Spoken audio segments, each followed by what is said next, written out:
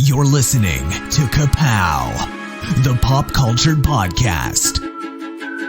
Comics, television, movies, and more. If it impacts fan culture, we have something to say about it. And now, your hosts, Jordan, Cliff, and Seth. Hello, everyone, and welcome back to Ka-Pow, the pop culture podcast. My name's Jordan Lowe. I'm Cliff Barnes. I'm Seth. Guys, I'm not saying that COVID's over or anything. I'm saying that this is the first year I'm actually planning things for the year. Mm-hmm. I'm going to do some stuff this year. Nothing crazy. Just back to the same old stuff.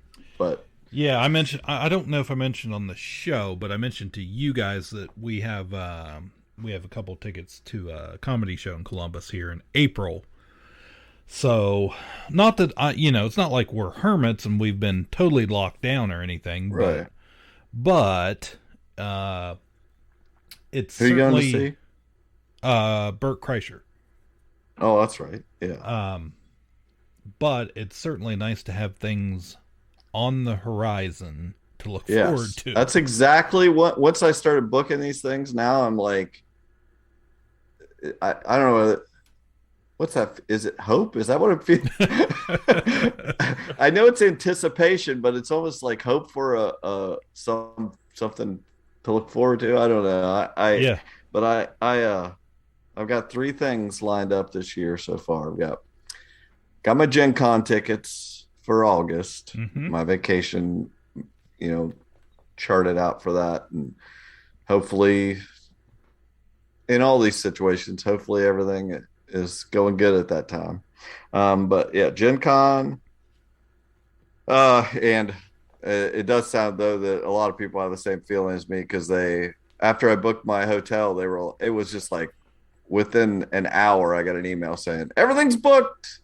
Sorry, I was like, well, I'm glad I got our room. And I got, I'm going to surprise Nick with, he doesn't listen to the podcast. Surprise my son with some 9 Inch Nails tickets.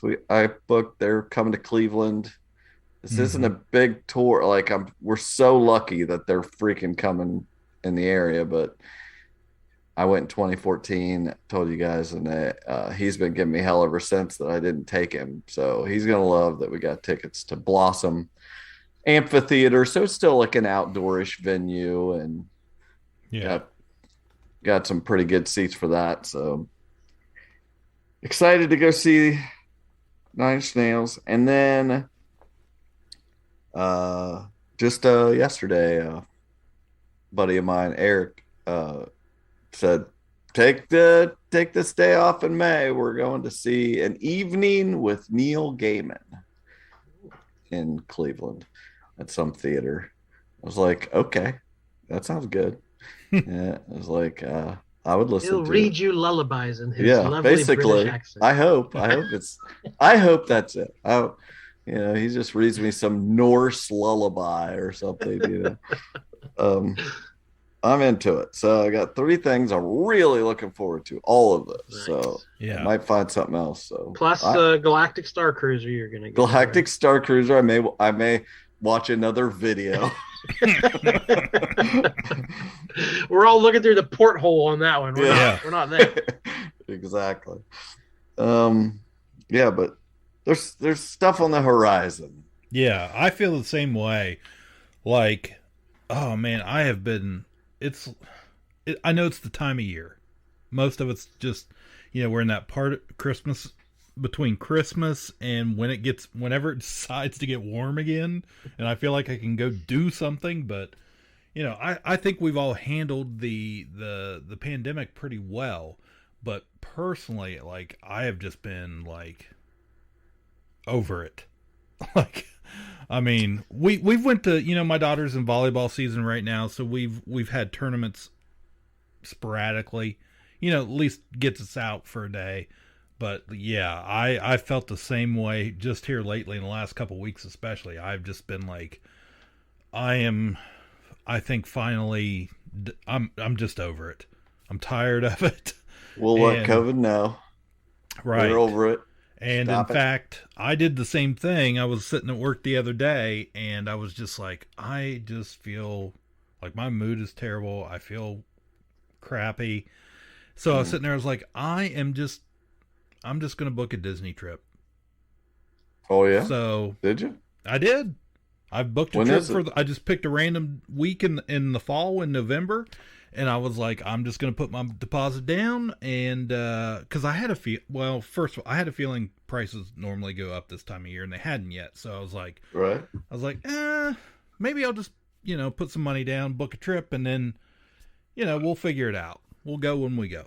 But, you cruising? This is a Star Cruiser? No, no Star Cruiser. Okay. So I did that, and sure enough, got up the next day and got to work and saw Disney's raising ticket prices. And I was like, well, I guess I guessed that one okay.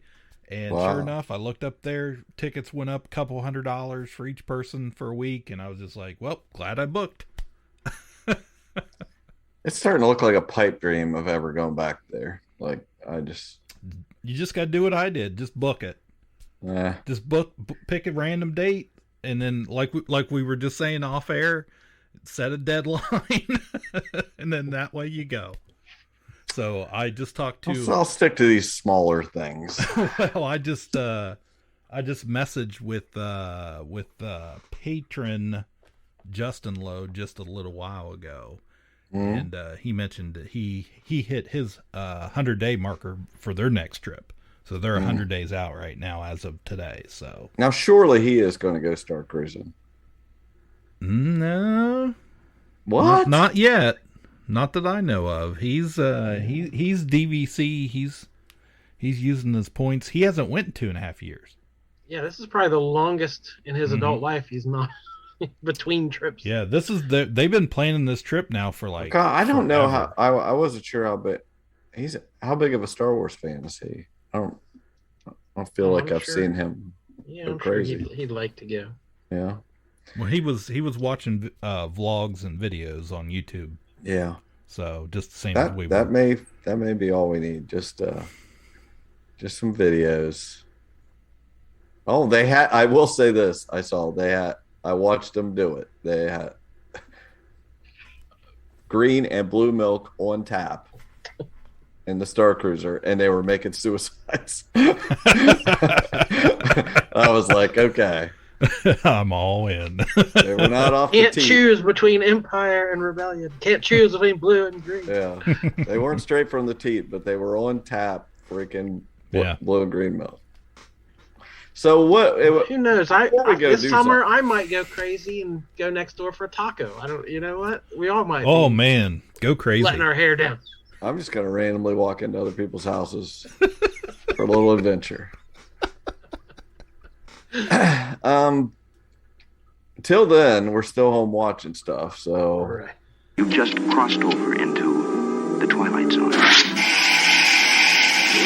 from New York, it's Saturday night!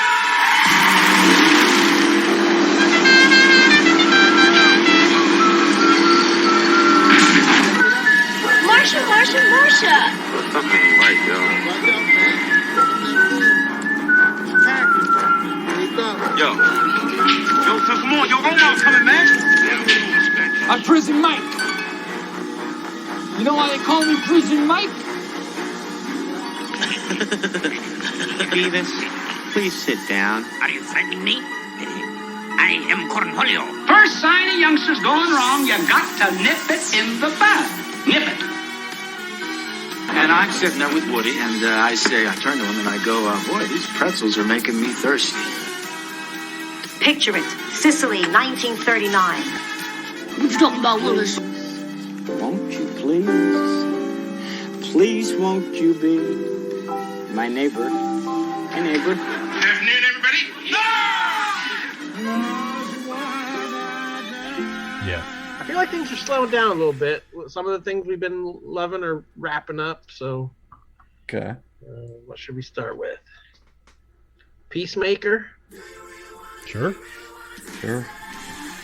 I know Cliff really loved this finale.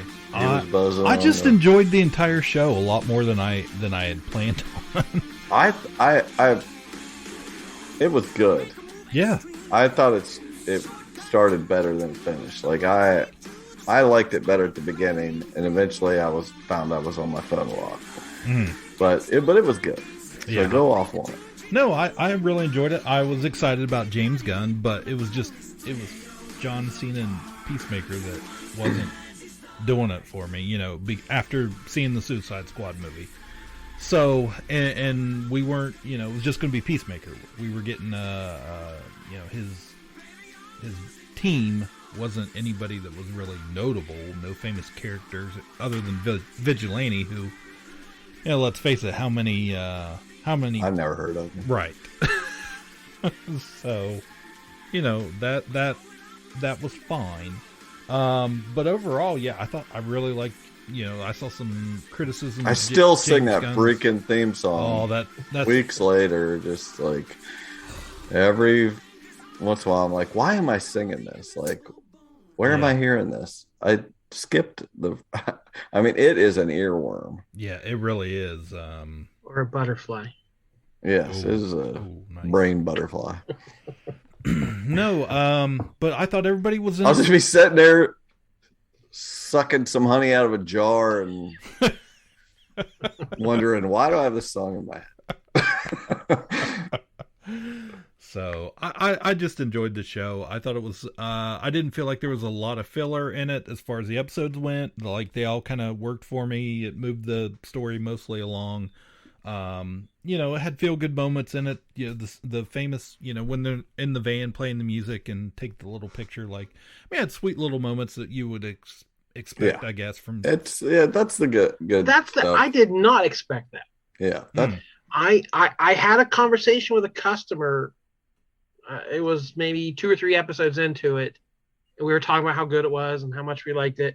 And I said, well, it's not going to do the Marvel style. I was like, it's going to be way more cynical.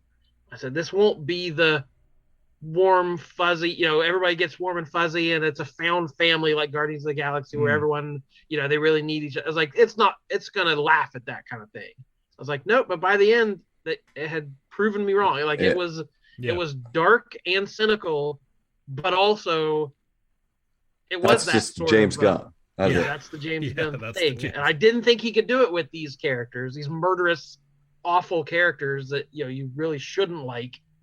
Who they're not trying to make John Cena likable. He is a dumb, loudmouth bully, but then you do feel like they gave him that tragic origin, and you saw his struggle with trying to connect to other people, and I was blown away by how much I cared about these characters by the end. Yeah. Not ever expecting to. It's like, all right, well done. Yeah, I agree. Yeah, I was impressed that, probably just because I've seen so many of those CW shows, which at one point they'll look great, the next moment they, it looks, the effects are terrible, or it looks like some cheap shot or something. But I felt like they really spent the money on this one, to where it did nothing really took me out of it. So it all looked real enough or believable enough. Even the giant cow thing, was, it just didn't remove me out of what I wasn't in my phone. So, of course, amazing soundtrack we would expect with James Gunn. Like we said, the theme is, he picked a banger, guys. So, but everybody else, was good enough that I took an interest in those characters too, for just being, a couple of them just being throwaway characters in the scene in Suicide Squad. And then I liked the ending enough. I thought it had a little twist to it there. Spoilers for Peacemaker if you haven't seen it yet, but had a little twist at the ending of her holding the press conference and exposing. I'm like, did they just blow up the Suicide Squad franchise? I'm like, what happened? So yeah, that will have repercussions in whatever they do next. Yeah, yeah, exactly. Yeah, I thought the humor was great. The raccoon tied to the helmet, and like they cut to him with scratches all over his face, like perfect joke. But then they didn't skimp on the action. I love the jailbreak scene of the police station, the bugs swarming, and they go into the prison, and then that final fight scene where they bring the theme song back. Yeah, and they have the fight scene set to the theme song. So yeah, the action, the comedy, the heart, it all worked for me. So I said for a show I was low on my list of expectations. Not a character I was really in love with or something I was really looking forward to. I thought it pulled it off really well. And then, of course, had a ton of buzz for that ending cameo joke button at the end there. Yeah, and I did not expect that. No. Because after this many episodes, it was pretty clear that we weren't going to have, any big Superman cameo or anything. And then boom, at the very end, I was just like, man, that was pretty good. And it was good. We need more Judo Master. If anybody's the breakout character in this thing, it's got to be Judo Master. So Judo Master's been wanting more Judo Master for a long time. But then the whole thing hinging on, they gave him a choice. Mm-hmm. And he does what he does because he doesn't want him to hurt his friends. And it's like that. When this show started, like episode 1, I would never have thought that's what it would have an emotional payoff like that. Of like, he's fighting for other people, and that's just kudos. Not just peace. Do either of you guys have the Apple TV Plus? I do. You do? Did you watch any of the Severance? I haven't watched anything on there. Why do you have to? Ted Lasso. We got a year free. This is not Ted Lasso. It's the opposite of Ted Lasso. Well, I watched the third episode came out today. They dropped 2 the first week and then 1 today, so I'm assuming it's going to be weekly here on out. When you mentioned that in the text, I didn't even know what it was. Yeah, I've not heard anything about this. It's Adam Scott and John Turturro and a bunch of people. Patricia Arquette. Most of the episodes are directed by Ben Stiller, and he did that Escape from Dannemora that was on Showtime that was so good. You watched that, didn't you? I really loved that show. It had Benicio del Toro and I think I had Showtime at that point, but didn't watch it. It was so good. It was a really good show. Nobody watched it, but it was really good. So if you ever get Showtime again randomly.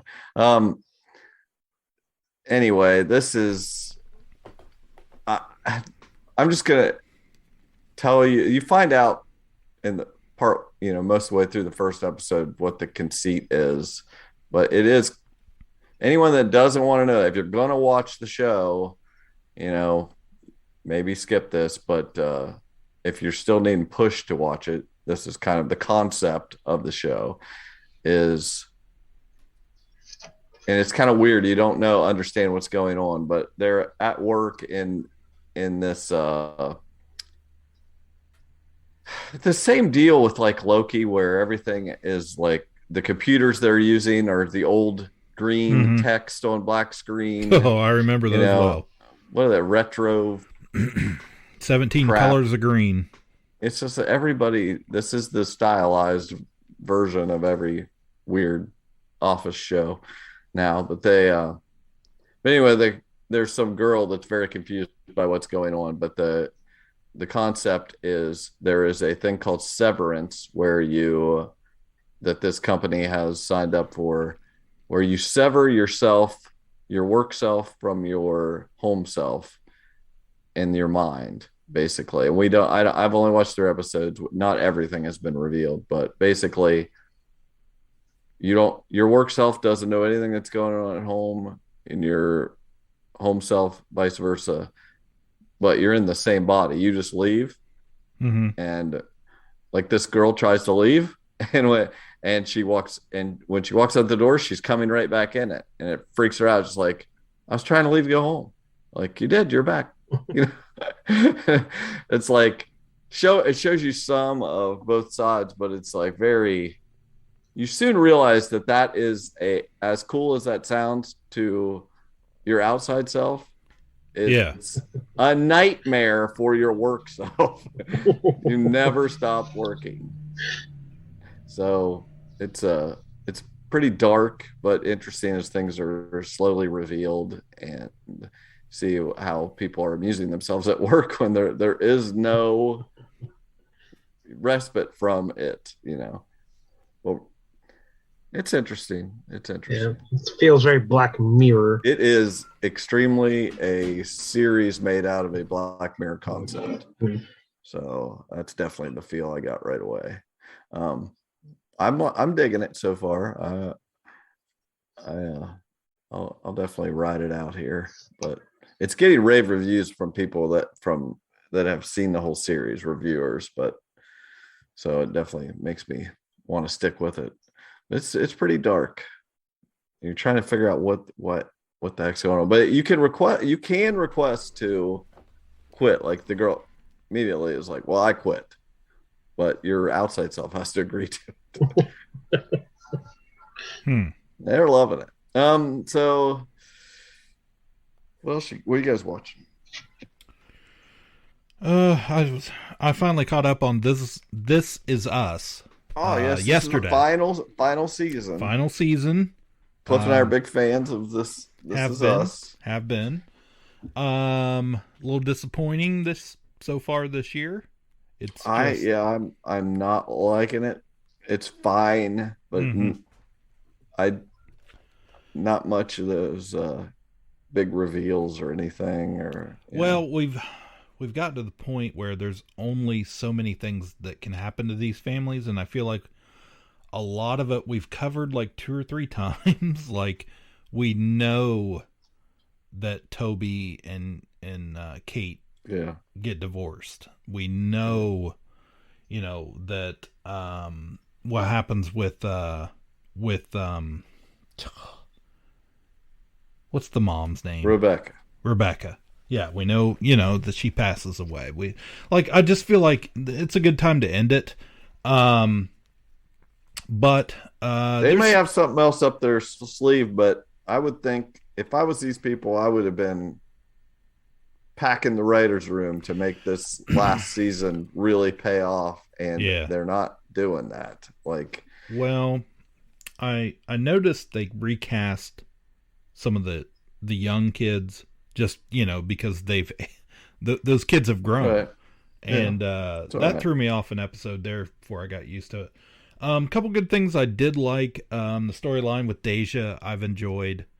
Her growing up, this was the adopted daughter, and Randall struggling with with her becoming an adult and having a serious relationship and all that. Like that, I can relate a little bit to that. And there was an episode where, spoilers, Jack's mom dies. And I thought that was a really good episode. Yeah. It was pretty emotional, just because it's a show I've watched for several years now, and that's a character that really hasn't been explored. And we knew that she was in. That's the stuff I want to see, though. But I don't feel like these last few have had. They haven't things like that. It's just all about the, what's his name, and the girl that's dating the other guy. Kevin. I can't. Yeah. It's all about Kevin and her. And I do. It's like, okay, I like everybody on the show. It's just like, enough of that. That's not interesting. That's like a normal show. Yeah. I'm like, come on, do some of this back and forth stuff. That's what we want. Yeah, definitely. So I really enjoyed that episode of him going back and discovering this life she had after he was the one that got her away from her husband, from his dad, and they lived their life scared of him, that type of thing. That was a good episode. I wanted to see some flashback to her making him corn sandwiches or something. Yeah, no doubt. And I've enjoyed Randall. Randall. I've enjoyed the Uncle Nicky stuff too.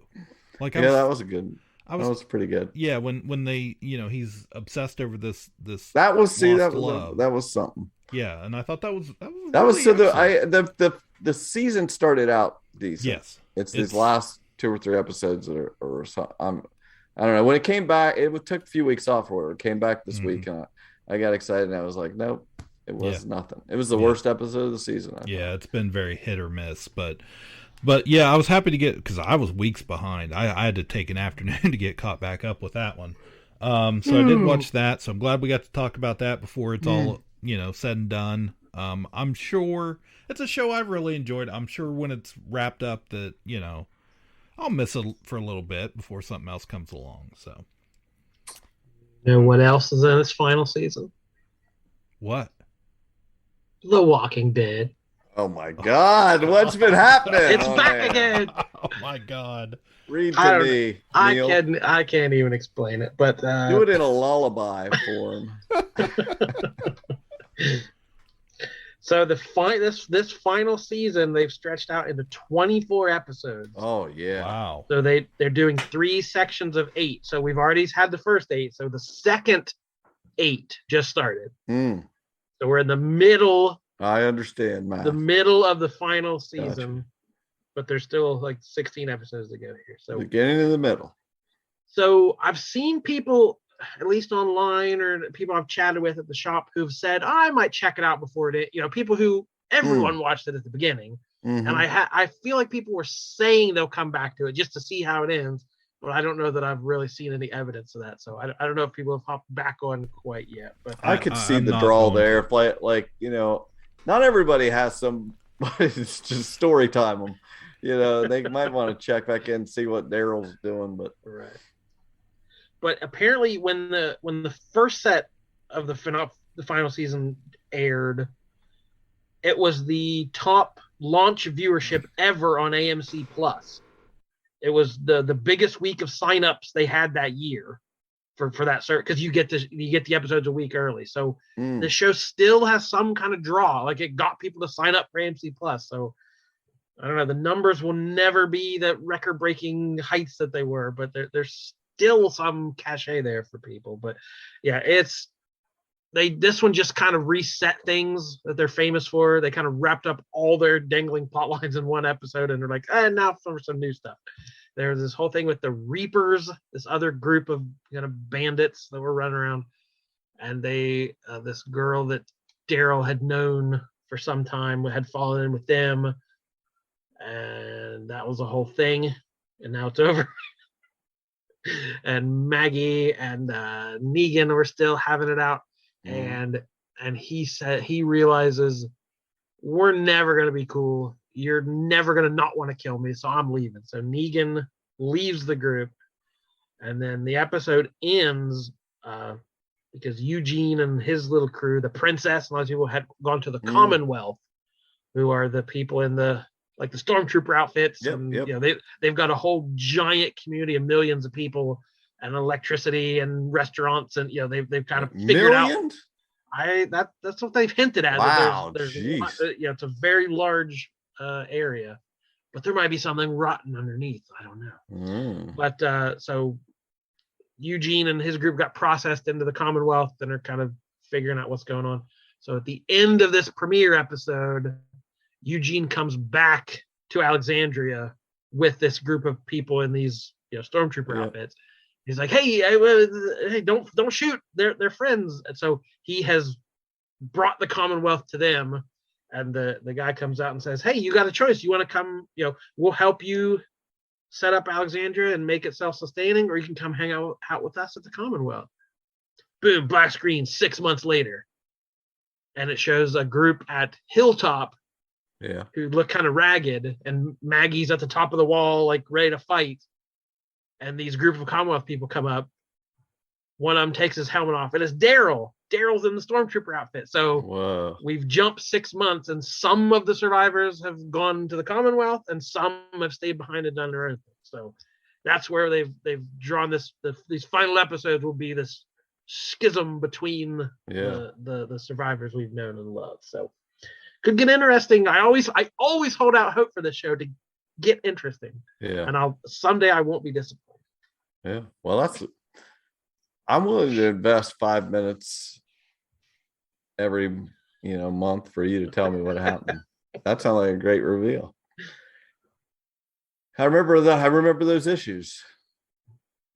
Of those 3 different locations, having to figure it out. Good stuff.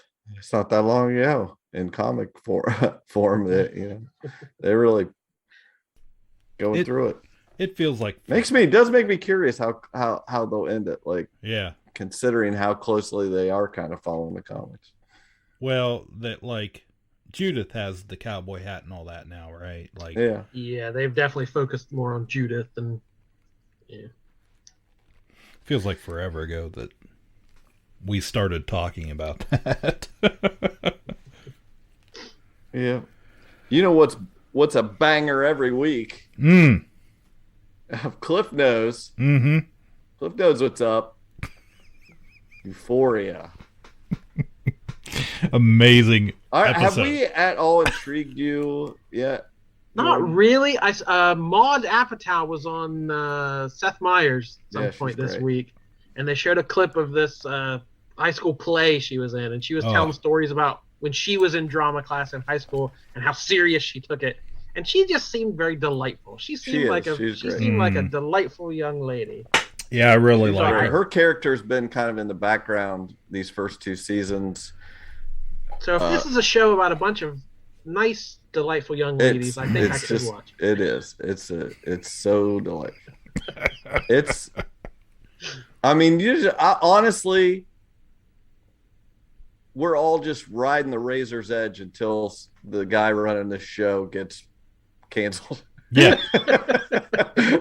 Sam Levinson is his name. I looked up. I'm like, whoever's running the show is just freaking running the razor's edge. Where he's got it on red line, and any moment now they're going to be like, there's going to be some expose about how he made these people do all this stuff. Like, yeah, but it's so good. We need to talk about Euphoria. Yeah, we do.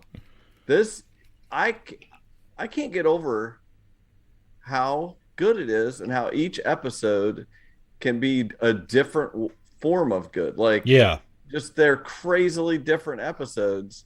And just like this penultimate episode of the 2nd season is incredible. It's incredible. And it's this play that Maud Apatow's character has put together and starred in and everything. Directed. And it is the most incredible high school play that could ever possibly. It's amazing. Totally could ever be imagined, which is what this show is. It's like hyper everything is the show, which is, it's great. It's like we thought that's what Riverdale was. No, this is hyper craziness. Only I don't even know how to explain it, but this play, you have to get to that. You have to watch this play. Like, it pays off. It so pays off. It's like everything you've seen up to this point. She makes a play about it and just exposes everyone in the audience, and they end up loving it basically at points and hating it at others. And some people can't take the heat, and some people can. And climaxes in this locker room dance number to Holding Out for a Hero that is just amazing. Rue's reaction, that reaction shot was, I was like, that is the best shot of the entire show. Just that that look she gives was so perfect. That scene gets better and better. It's like whoever choreographed that is just like, it's amazing. And we know that from previews that the final episode, the play is not over. Yeah. There's more play to come. Like, I can't wait for this finale. Like, it's one of my favorite shows. I mean, when I know there's a Euphoria episode, I'm like, this is it. Yeah. This is going to be great. You know, it was funny because my wife, she watched it first before I had seen it. Yeah. And I don't know, she was in the kitchen or something, come in, and I had it on the other night, and she's like, oh, yeah. I was like, what? I was like, this episode is so good. She goes, yeah, I didn't care for it much. And she loves this show. And I was like, what are you talking about?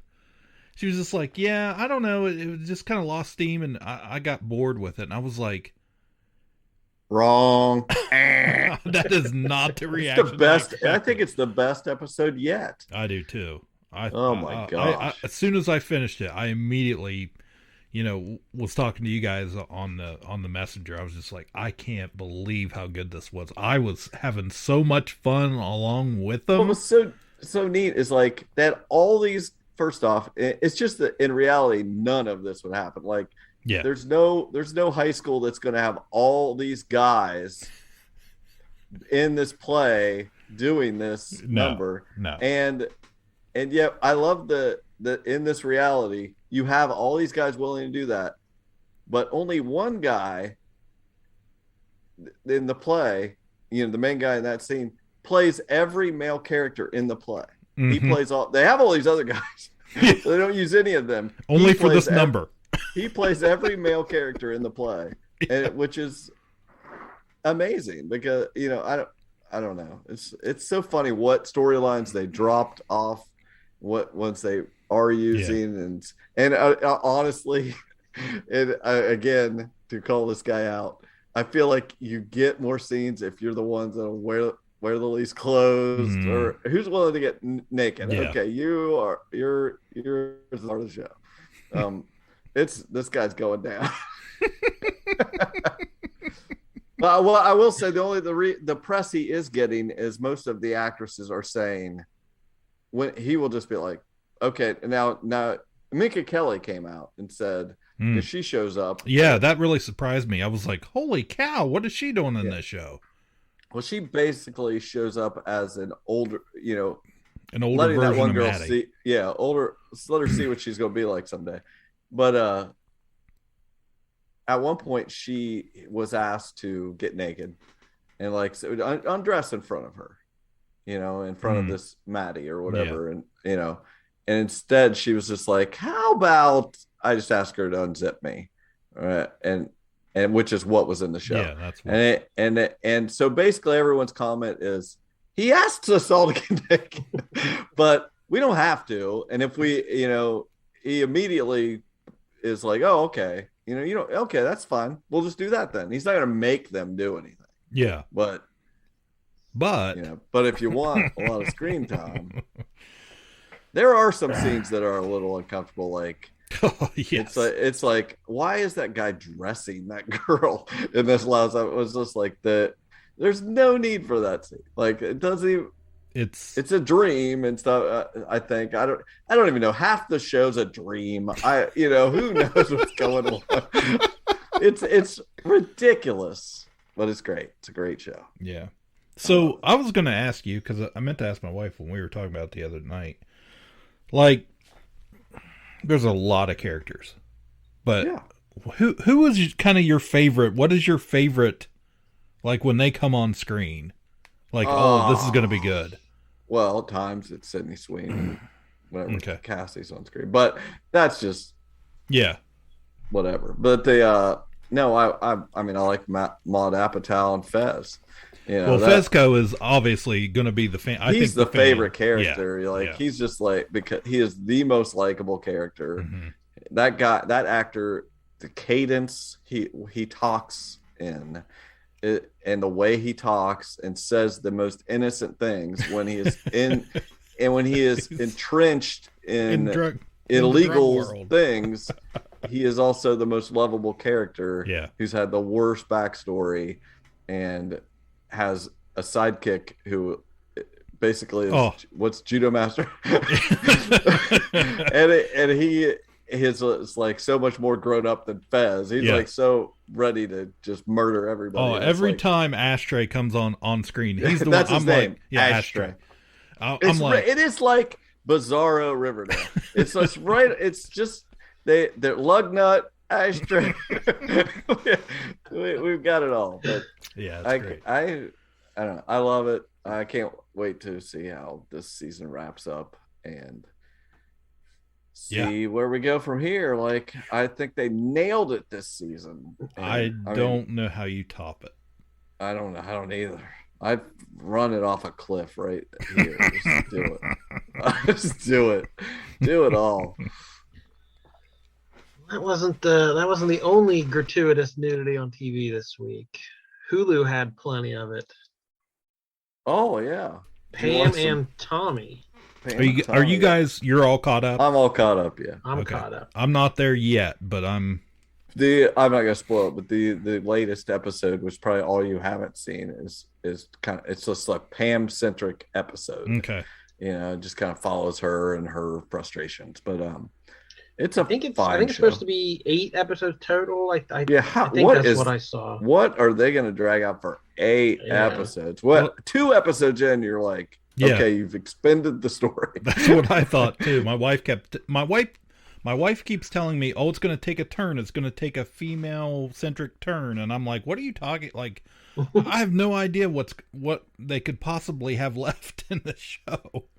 Yeah. So this is Lily James as Pamela Anderson, who you would know from the Cinderella live action movie, right?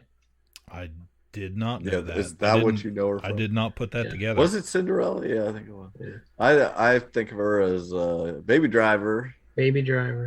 Downton Abbey. Yeah.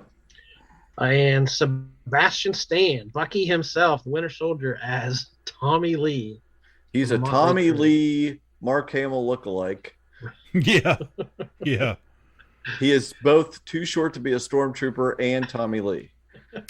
That I had because that is too. The biggest thing that bugs me about this show is that Tommy Lee is too short to be Tommy Lee. Tommy Lee is freaking tall as hell. Yeah. And most people wouldn't go bother at all, but knowing that throws me off. Yeah, it threw me off too because he plays him like an idiot. He's not an idiot. Yeah, I like his manic energy and his craziness and how off kilter he is, but it's like no human being can be like that 24 hours a day. I know drugs are involved, but you can't keep that up for sure. Yeah, it's a bit much. Yeah, I thought it was very odd. The first episode, they're barely in. The first episode focuses almost entirely on Seth Rogen and Nick Offerman as the guy who stole this famous tape. And it's like, oh, are we focusing more on that side of things? And then the second episode is back. So I'm like, that's a weird way to frame this. Like, it's a show about Pam and Tommy, and we're going to wait to show them. So, it's taken some interesting or unexpected turns, I guess. But I was more interested in the schlub, the schlub trying to sell the tape. Like, that was an interesting story. Yeah, I agree. But yeah, I like you said, this last one is the first time I kind of felt, you feel, Pam's, she's not okay with this, and Tommy's had more of it. It's just kind of washing off him, like whatever. But this is causing her more distress. So there might be some femininity. What do you call it? Yeah. Feminist streak in here, but. I don't know. The little things that always fascinate me, the nostalgia of it, like when nobody knows what the internet is, and then every time they show somebody using the internet, like, just it takes forever. And I'm just like, I remember those days. Yeah, I was sitting there like, oh my God, I totally forgot how long everything took to load. But I don't know. The story was. First few episodes I thought was pretty good. I thought they were fine as far as the actors in it. It's one I will definitely watch all the way through, but I am never in any hurry to get to it. Yeah, I see the difficulty it would be trying to cast those parts. Like as far as they nailed nailed it. As far as I don't think they could have done better as far as casting. I just don't think he plays he's playing Tommy Lee realistically. It's a caricature of a rock star. And everyone has come out, like, they've both distanced themselves from it. Pam said she would have no involvement with it. I've seen people come out like, this was a total fabrication. Like, members of Motley Crue have said this is a joke. We never met Third Eye Blind. Like it doesn't feel like it's the show is elevated for drama effect, and like everyone's coming out and saying this didn't really happen. It's like, no, I don't think anyone's taking this as the gospel truth. No, I also but I also remember that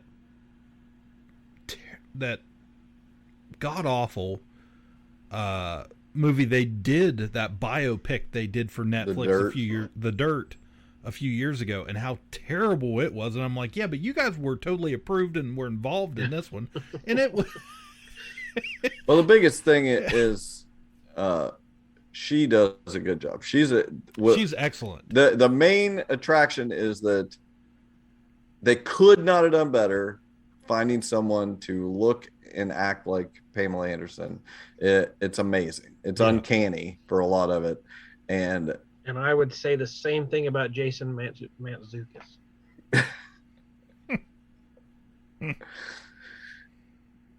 Who provided the voice. So. Yeah, we know.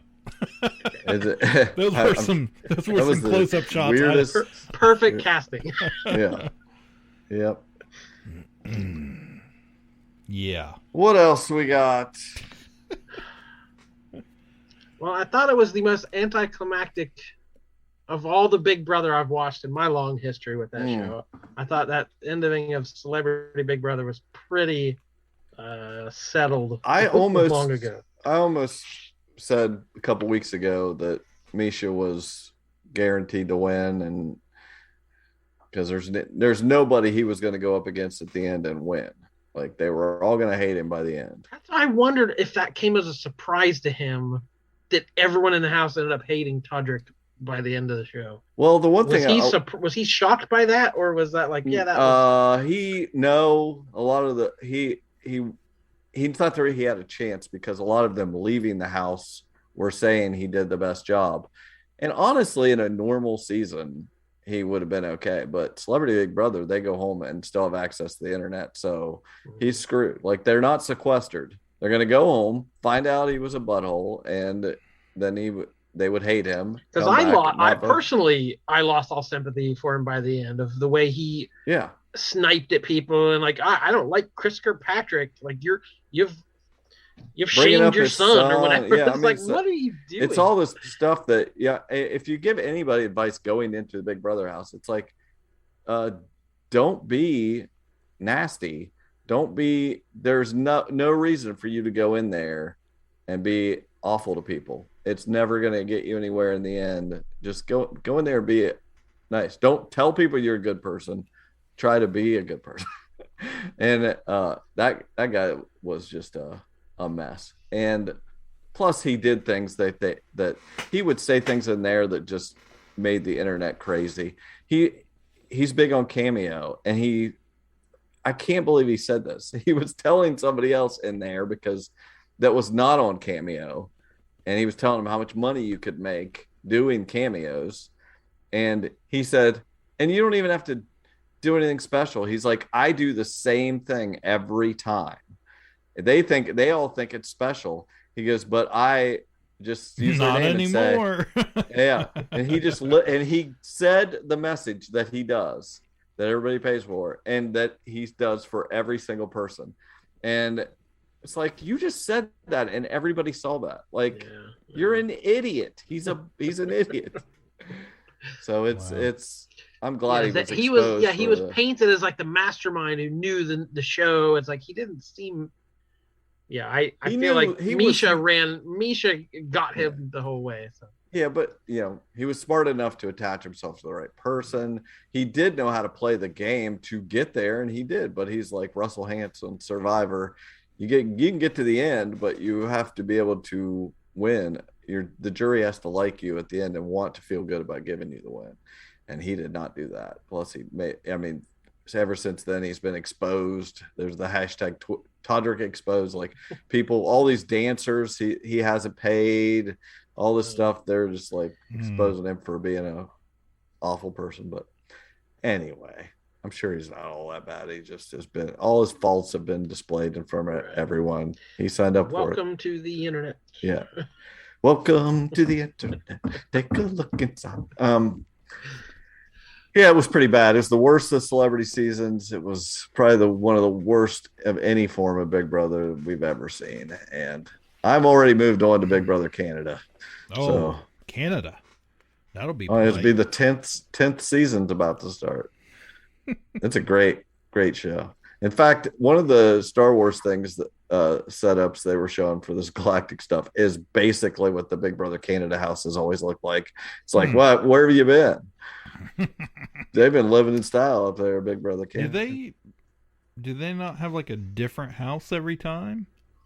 It's the same house, but they redecorate it every time. Oh, okay. I didn't. Like the one in California that they use it for Big Brother Celebrity. They use it for Big Brother all these years. It's the same house. It's just they redo it. They finally redid. They had a spiral staircase for all these years, and they finally redid that. Worried somebody hurt themselves, and now it's the first time I've seen people falling on the regular stairs. Anyway, whatever. Let's talk some movies. Save Martha! Puny God. I'm just a kid from Brooklyn. I'm Batman. Kneel before Zod! On the roof! Said it yourself, bitch. We're the Guardians of the Galaxy. So what's it gonna be, huh? Long sullen silence? Or mean comment? Go on. You got me in a box here. I went to the theater. What? Yep. Boy, you are getting out. I know. Well, nobody was there. A few people were there, but nice 4:00 showing, I think, for Uncharted. I wanted to see the video game movie. Notoriously terrible video game movies. That's how we had a good video game movie yet? I don't know. Can't think of one off the top of my head, but one of my favorite video game series is Uncharted. The first game was fine. The second game was incredible. And they just always at the top of the heap in graphics and fun gameplay and story and everything. Puzzling, adventuring, Indiana Jones style. Good time. Highly recommend. Cannot recommend enough the Uncharted series of games. So they're gonna make. I was surprised by how positive your review was. When you didn't seem real hyped to check it out. Well, I thought it would be terrible, and I'm in it. Trust me, I'm in the low percentage of people that thought this was good. I still wouldn't even say like it's a great movie. It hit me just right. Like tons of things could have been better about it. Been in development for a decade.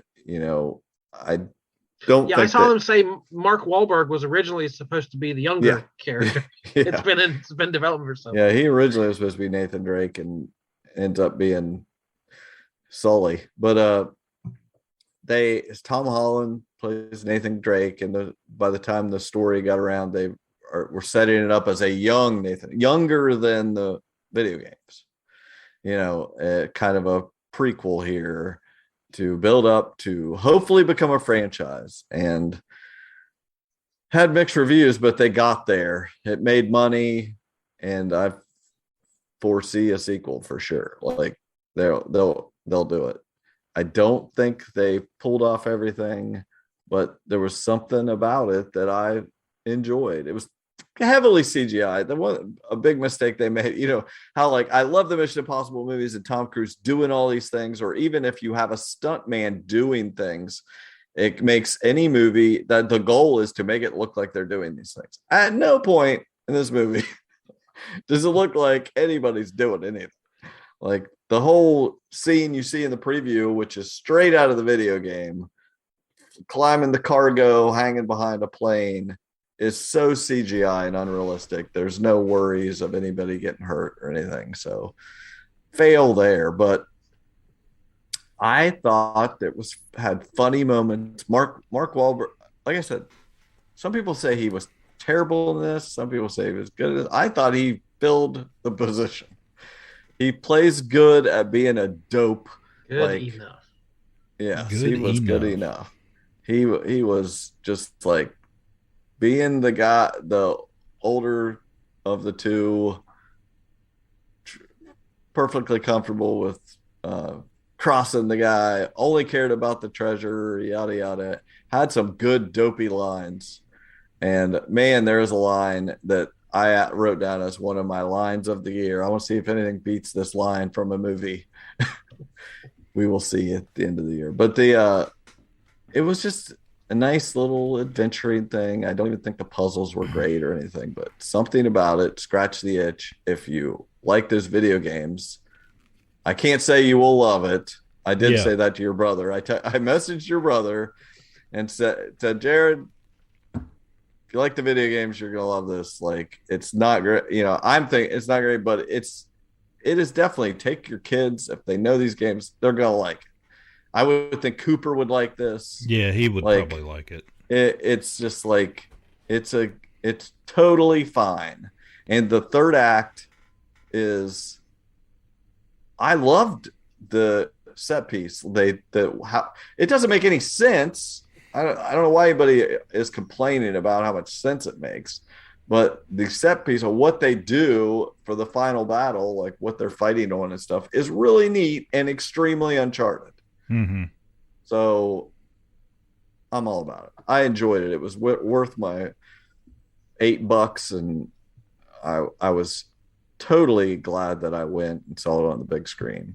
By the way, because I just looked at a whole list of video game movies and they're all terrible. Yeah. Michael would say Tron. I would argue Tron Legacy is a pretty good movie. And that's the only one out of the... It's a good soundtrack. Yeah, really good soundtrack. But that's the only one out of all the video game movies I just looked through, and it was a lot. Tron Legacy. I feel like, yeah. Oh, well, when I left, my thoughts were this. Superhero movies used to be terrible. Yeah. And they figured them out. Mm-hmm. They finally figured out superhero movies. Video game movies have always been terrible. And this was the first time I was like, oh, wait a minute. They haven't figured it out yet, but this is like early X-Men movies. Like, they're on the cusp of nailing it. Yeah. So this is Blade. This is like we're getting somewhere. They've got some traction, and maybe in 10 years they will have figured it out. Some Tom Hollands are always trying to ice skate uphill. That's right. I had similar. That's a quote from Blade, everyone. If you don't know your Blade back to front. I had a similar thought about a movie just dropped on HBO Max, Free Guy. I thought that's a movie. It's very video gamey. People who game would love it. I think kids are really going to like it. It's a Ready Player One kind of feel. Yeah. You're in a video game world. I thought that's going to play on cable every weekend for years to come. Like I think that's going to be big. But I think it just dropped. Am I the only one who's watched that one? Yes, I'm going to watch it probably this week. All right, we won't spoil that one then. But it's Free Guy is definitely a fun action sort of comedy. One last thing I forgot this, a stunner. Go to the theater to watch Uncharted. It's previews. The end of the previews, we get most movies now you get, that I go and see anyway, you get the black screen with the white text, no photography. Silence your phone. No, that's not what I've been getting. I've been getting no photography, audio recording. Okay. It's basic what it says. It just said that's what they're worried about is recording. The pirating. No bootleggers. Yeah, basically the bootlegger message we want from the VHS tapes.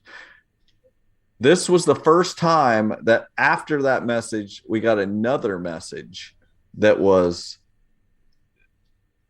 I don't even know who it's from, whether it's Odyssey or it must be Odyssey, but it's the first time I've seen this message still reflecting, still saying something about recording, and you can't, no cameras, no video cameras, but it says no light. I don't want it was basically like, we don't want any light from your cell phone.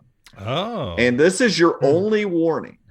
Wow. And it said, if someone complains about you, you're out of here. Oh, and the power. Yeah. And it said, oh yeah. And it said, this is your only warning. You'll be asked to leave and no refunds. And I was like, half what? The people in every theater I've ever gone to would be thrown out then. Yeah. Well, yeah. I was like, oh man, I buckled in for no eating. But that's how they make all their money. I would no crinkling of your packaging. Yeah, I would say close your mouth when you chew. It's an Odyssey thing, because Odyssey is it's a local. It's not a chain. Well, there's like they own like 3 theaters, right? The group that has it. There's like one here and 2 in Wisconsin or something. Yeah. But newsflash, if you don't know, listeners, there are cameras in every theater. So they can see what you're doing, in case you didn't know that. When those lights go down, it doesn't mean you're free to do whatever you want. They do have cameras for that. But Odyssey didn't catch me recording Rise of Skywalker. Odyssey, they are since they've opened as Odyssey, they bought out the old group Regal or whatever when it was that. Yeah. They are much stricter on outside food and drink.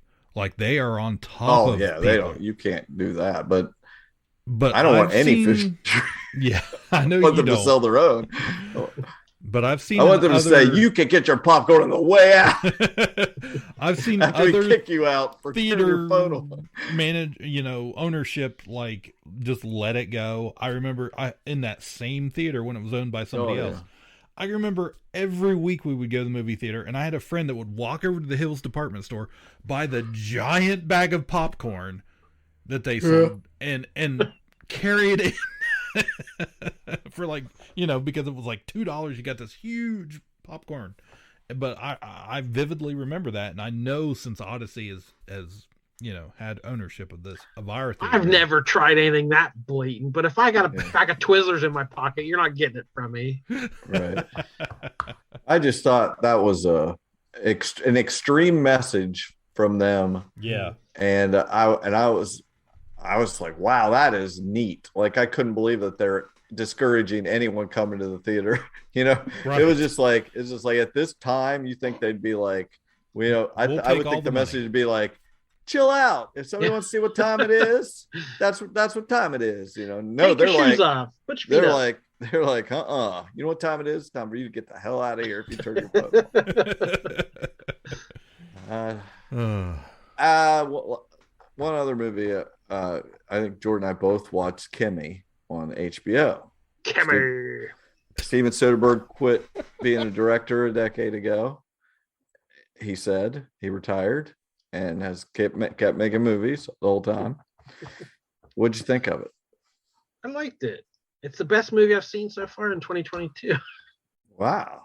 It's the first one on my list. Right. No, I thought it's very Rear Window. I thought it had a very blowout sort of feel as well. Yeah, blowout is what I thought of, yeah. I called it Ear Window. Ear Window. Ear Window. She hears something she thinks is a crime. Right. But it was a very pandemic sort of, she's stuck in her house, working remotely from home. So it was very of the moment, technology, paranoia, it felt very of right now.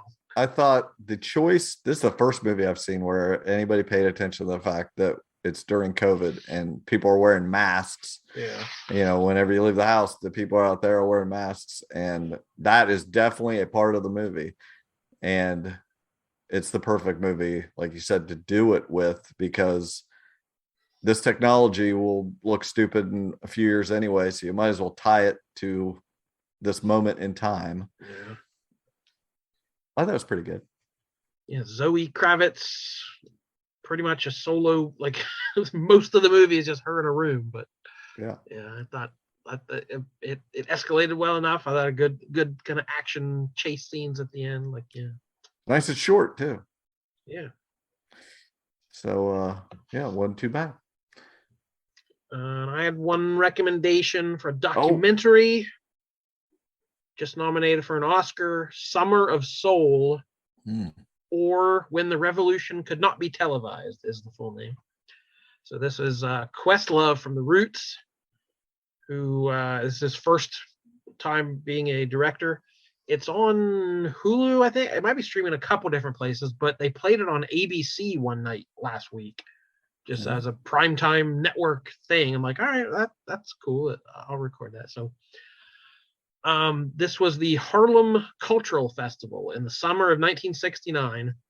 So the exact same summer as Woodstock, which, Woodstock has taken on mythic proportions. Woodstock is a historical moment that, it's a cultural touchstone, and this was completely forgotten. Questlove is renowned for his musical knowledge. His vinyl collection takes up rooms. Like, he knows music backwards and forwards, and he had never heard of this. There are people who don't believe it even existed. But over 300,000 people attended it over 6 weeks. So it was like a summer concert series where they did, this weekend was jazz, this weekend was gospel, this weekend was soul. Like, they spread it out over the whole summer, and free admission in this big park in Harlem. I said over the course of a summer, over 300,000 people attended. They filmed it with the intentions of broadcasting it somewhere. And the film, for 1969, the film is excellent. And they said they used the original audio as well. They didn't have to tinker with the audio at all. So they really took care to record this. They had crane shots, they had up close shots, crowd shots. They had everything covered, and they couldn't sell it. Nobody wanted it. So it sat in a basement for 50 years. So I watched the first few minutes of it just to get a little taste, because I was running out of time. And the other day, and that opening number with like Stevie Wonder playing the drums and singing, it was great. I was like, and then showing the crowd shots of all the people up in the climbing trees and up in the trees to watch, and it was amazing. That's something I'd never heard of.